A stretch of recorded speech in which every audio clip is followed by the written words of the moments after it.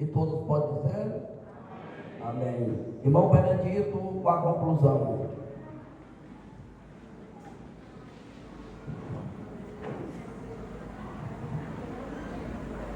Glórias a Deus. Eu vou saudar a todos com a paz do Senhor Jesus. Irmão, nós devemos louvar a Deus, glorificar o teu nome, porque Ele é digno de toda honra e de toda glória. Eu me sinto grato por essa rica oportunidade de poder compartilhar com os irmãos, através dessa lição maravilhosa que nós estamos estudando nesse trimestre, onde fala sobre avivamento. E hoje nós estamos meditando nessa lição que fala sobre o avivamento na vida do apóstolo Pedro. O que eu percebi durante esse trabalho, desde o dia que deu início, é que os nossos professores, eles realmente estão capacitados para nos ensinar. E há muito tempo eu sou um aluno, e o que eu tenho visto o nosso professor ministrando é tudo aquilo que os nossos professores nos ensinaram.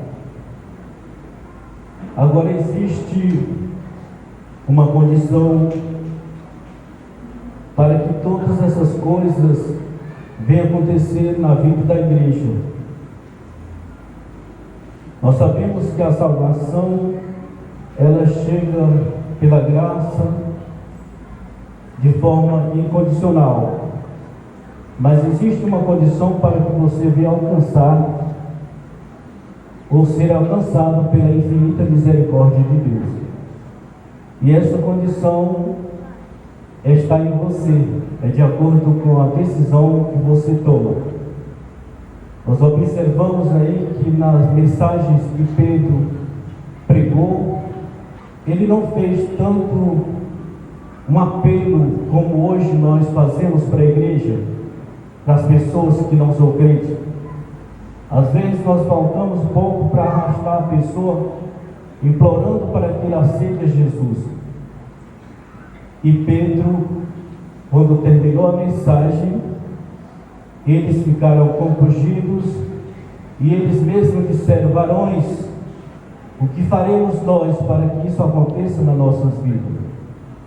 Significa que aquela mensagem que Pedro estava pregando era uma mensagem divinamente inspirada por Deus, porque eles foram alcançados pela palavra, e eles mesmos foram quem decidiram, e Pedro simplesmente mostrou a condição para que eles fossem salvos: arrependei, creem no Senhor Jesus e sejam batizados e serão salvos. O último tópico dessa lição fala sobre a igreja de hoje e o avivamento do Pentecoste. A igreja de hoje, do avivamento do Pentecoste. Geralmente, devido à maneira como a pessoa ministra, os professores,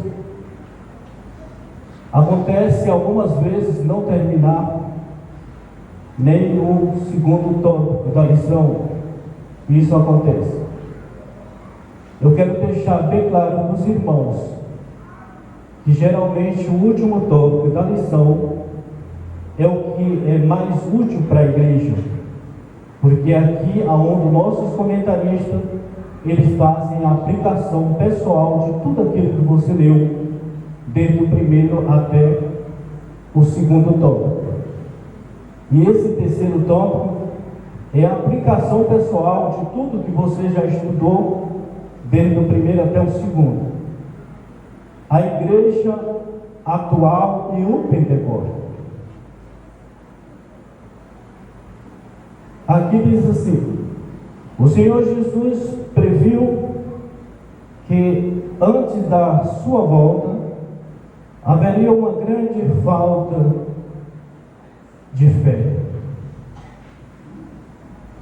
Isso aqui foram os sinais que Jesus deixou para cada um de nós sobre a sua vida. Porque no momento que nós às vezes estamos orando ou fazemos uma visita a uma pessoa enferma, nós colocamos a fé acima de tudo. Mas quando acontece, como está acontecendo com nossos irmãos que vieram aqui dar testemunho, enfrentando uma grande dificuldade sobre as enfermidades, aí é que nós vamos conhecer qual é a nossa fé, a nossa confiança em Deus. Você falar para uma pessoa assim, tenha fé, você vai ser curado, isso é muito fácil. Você está falando palavras, mas eu digo que é importante esse último tópico, porque tudo que você já ouviu nesse seminário, tudo que você tem ouvido nas lições anteriores, se você não colocar em prática aquilo que você ouviu, se torna em nada o seu aprendizado. Então é nesse momento que nós, passando por luta, nós reconhecemos a nossa fé, e o próprio Jesus passa a conhecer a fé de cada um. Por conta disso surgiu a palavra. Daí reveladora a pergunta: quando porém vier o Filho do Homem, porventura achará fé na terra?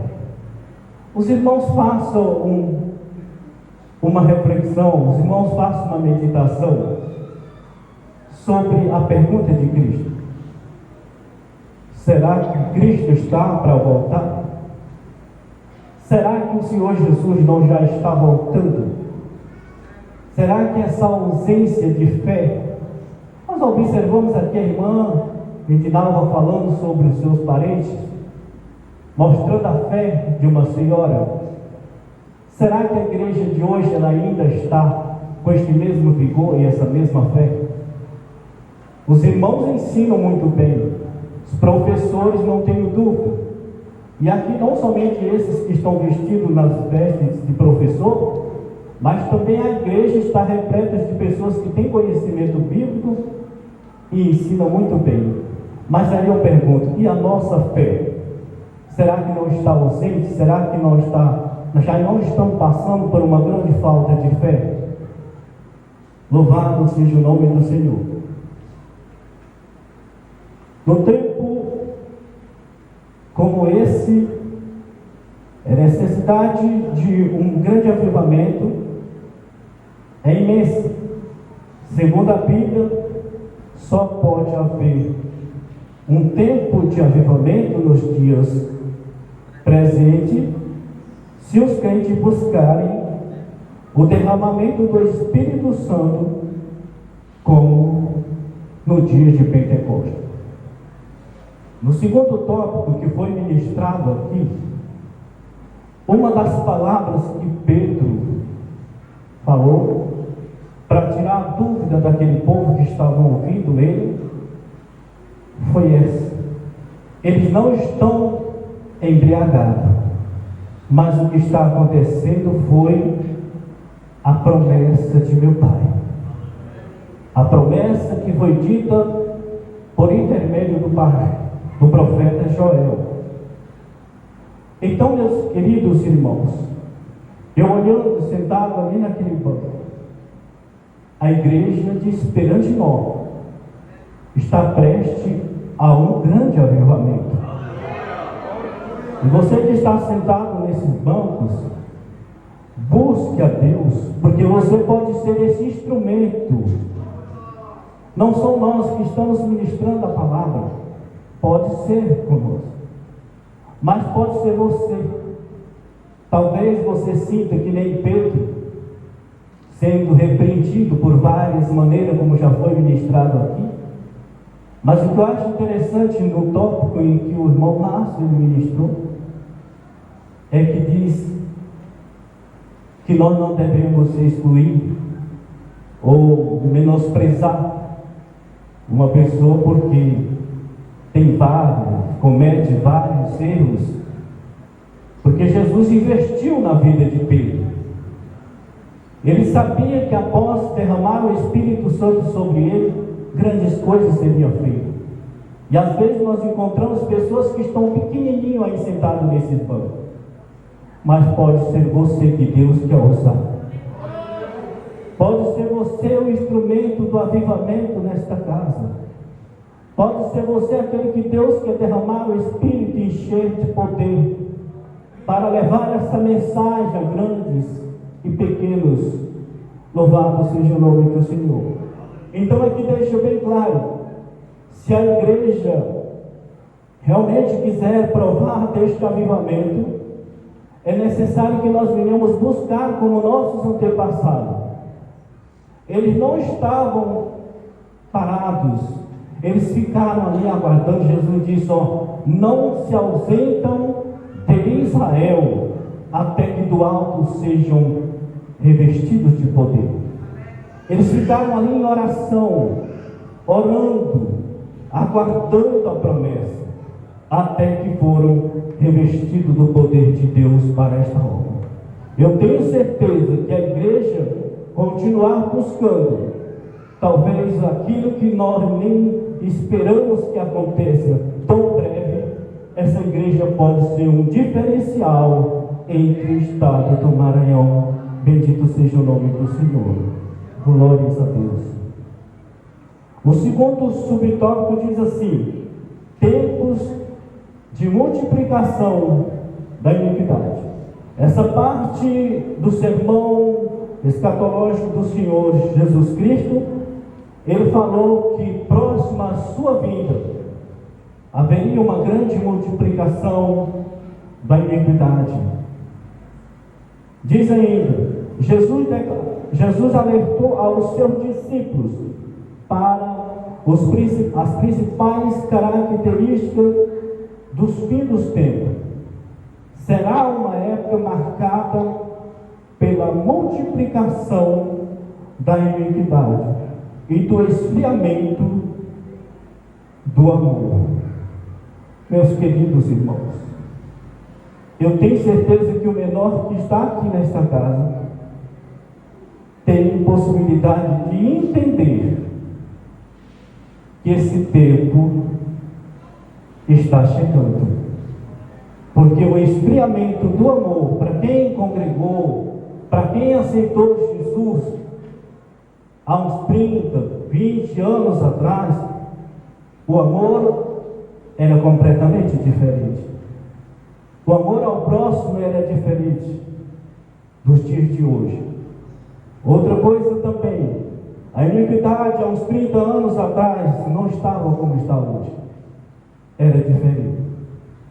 Então, por mais que você não queira ou seja difícil, tenha essa deficiência de entender, mas você pode meditar que a vinda de Jesus está próximo, de acordo com o sermão profético que ele pregou. Próximo da sua vinda haveria a multiplicação da iniquidade e o esfriamento do amor. A igreja que realmente ela espera o Senhor Jesus Cristo, se você for meditar em Apocalipse capítulo 3, versículo 8, mostra a característica de uma igreja, que é a igreja de Filadélfia. A Bíblia diz: eu conheço as tuas obras, e eis que diante de ti coloco uma porta aberta e que ninguém pode fechar. Por que ele iria colocar essa porta? Jesus disse através de João: tu tendo pouca força, perseveraste na minha palavra e não negaste o meu nome. Então que cada um de nós, santos do Senhor, que estamos reunidos nesta manhã, neste lugar, se buscar o Senhor, não negar o nome do Senhor Jesus Cristo, Ele também coloca uma porta aberta diante de nós. E essa porta é a porta do avivamento que está para ser derramado sobre este lugar. E o que eu acho mais interessante é que quando as pessoas, ou seja, quando Pedro, que nós estamos falando sobre ele, quando ele passou por esse processo de avivamento, a vida de Pedro já não era mais a mesma. Louvado seja o nome do Senhor. Voltando até um pouquinho atrás, para concluir mais imediato, em um dos milagres que aconteceu na vida de Pedro, que eu me admiro muito, foi aquele da ressurreição de Tabita. Aquela mulher estava morta, aquela mulher ela estava para ser sepultada. Interessante que aquela mulher ela tinha um caráter tão especial, que é uma das mulheres que é chamada de discípula. Louvado seja o nome do Senhor. Ela fazia grandes obras. Morreu, Pedro chegou naquele velório, estava todo mundo pranteando, e ele colocou todas para fora, todas as irmãs, e ficou só com a defunta naquele lugar. A Bíblia nos diz que Pedro levou sua voz em oração e pediu ao Senhor: Senhor, devolve o espírito desta mulher. Irmão, isso é a autoridade de Deus. Você pedir ao próprio Deus, é intimidade, é confiança nele, é fé. Senhor, devolve o espírito desta mulher. E a Bíblia diz que a mulher reviveu, e ele chamou as irmãs e disse: aqui está, a mulher viva. Isso é poder que vem do alto. Louvado seja o nome do Senhor. Glória a Deus. Diz ainda: será uma época marcada pela multiplicação da iniquidade e de esfriamento do amor. Entretanto, o Senhor Jesus também previu um sinal altamente positivo a respeito da pregação do Evangelho por todo o mundo. E nós nunca vimos antes, talvez, tanta mensagem sendo pregada por toda parte. Essa aqui é uma evidência da vinda de Cristo. Louvado seja Deus. E nesse sentido, para pregar o Evangelho nesses tempos trabalhosos, como o apóstolo Paulo escreveu a Timóteo, a igreja deve estar avivada da mesma maneira que o apóstolo Pedro estava quando desempenhou o seu ministério em Atos. Irmãos, geralmente quando nós encontramos uma pessoa faltosa em dificuldade, geralmente nós pedimos para eles olharem para Jesus, não é isso, irmão? Pedro, quando estava na porta do templo chamado Formosa, ele pediu aquele paralítico para olhar para quem? Para Jesus ou foi para ele? Olha bem para nós. Louvado seja o nome do Senhor. Sabe o que significa isso? Pedro era um representante de Cristo na terra. Ele olhar para Cristo estava vendo a imagem, a perfeição de um Cristo todo-poderoso. Louvado seja o nome do Senhor. E Jesus quer de cada um de nós que nós sejamos representantes de Cristo dentro da igreja, para que cada um olhe para mim e para você e diz: este é um homem de Deus, este é uma mulher de Deus, esse aqui parece com Cristo, ele é mesmo que Cristo quando estava pregando. Oh, aleluia!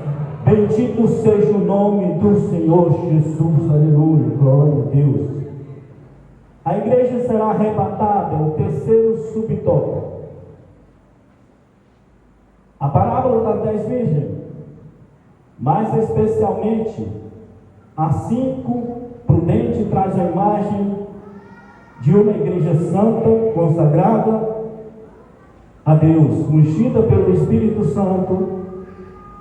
É uma virgem preparada para o noivo. Aqui o comentarista fez essa comparação. A igreja preparada para subir, ela é semelhante àquelas 5 virgens, não as 10. A igreja que está preparada para subir tem que estar idêntica àquelas 5 virgens prudentes que não faltavam azeite e nem as suas lâmpadas acesas. Elas estavam esperando o noivo. É assim a igreja que está aguardando a Cristo. Louvado seja o nome do Senhor. Imagine Jesus olhando para cada um de nós, dizendo assim: vós sois a luz do mundo. Louvado seja Deus. Antes de encerrar a minha parte aqui, eu gostaria que nossos irmãos abrissem as vossas Bíblias em Efésios, capítulo de número 5. Efésios, capítulo de número 5. Os irmãos veem como é que tem que realmente ser a igreja do Senhor e como ela é comparada. Louvado seja o nome do Senhor. Efésios capítulo 5, versículo de número 25 a seguir. Aqui na sua lição está de 26 a seguir, mas eu vou ver do 25 a seguir. Essa grande responsabilidade que o Senhor colocou sobre os ombros dos obreiros, dos homens. Esta comparação que Jesus fez para nós que somos homens. Vós, maridos, amai a vossa mulher como também Cristo amou a igreja e a si mesmo se entregou por ela. Louvado seja o nome do Senhor. Será como é que está a igreja formada pelos homens? Será que este amor está semelhante ao amor de Cristo pela igreja? Porque falar assim, eu te amo, é fácil. Só que o apóstolo João via de maneira diferente. Ele dizia assim: filhinho, não amei somente de palavras, mas em obras. E este amor tem que ser provado através da manifestação das nossas atitudes. E ele disse que nós devemos amar semelhante Cristo amou a igreja e a si mesmo se entregou por ela. Para quê? Para, verso 6, para santificar, purificando-a com a lavagem da água pela palavra. Louvado seja o nome do Senhor. É importante ver que essa lavagem da palavra ou pela água não significa o batismo nas águas, mas aqui está falando de águas purificadoras, porque de repente você pode ter sido batizado nas águas e hoje não está mais santo dentro da casa do Senhor. Mas quando a pessoa é lavada pela palavra, lavado pelas águas purificadoras do Espírito Santo, você permanece firme na casa do Senhor. Aqui diz assim: é a igreja que subirá na ocasião do arrebatamento, como o apóstolo Pedro, que anelava pela vinda do Senhor de maneira avivada. Ele aguardava, Pedro também aguardava, que o Senhor Jesus voltasse logo aqueles dias. Mas ele aguardava de forma viva, ele aguardava de forma prudente, ele aguardava. Jesus nunca veio, mas ele aguardava a vinda do Senhor. Louvado seja o nome do Senhor. Então o Senhor, de maneira avivada, estejamos também avivados e preparados para ouvir o toque da trombeta por ocasião do arrebatamento. Quem está feliz nesta manhã, diga glórias a Deus. Bendito seja o nome do Senhor. Eu agradeço a oportunidade, meu Jesus.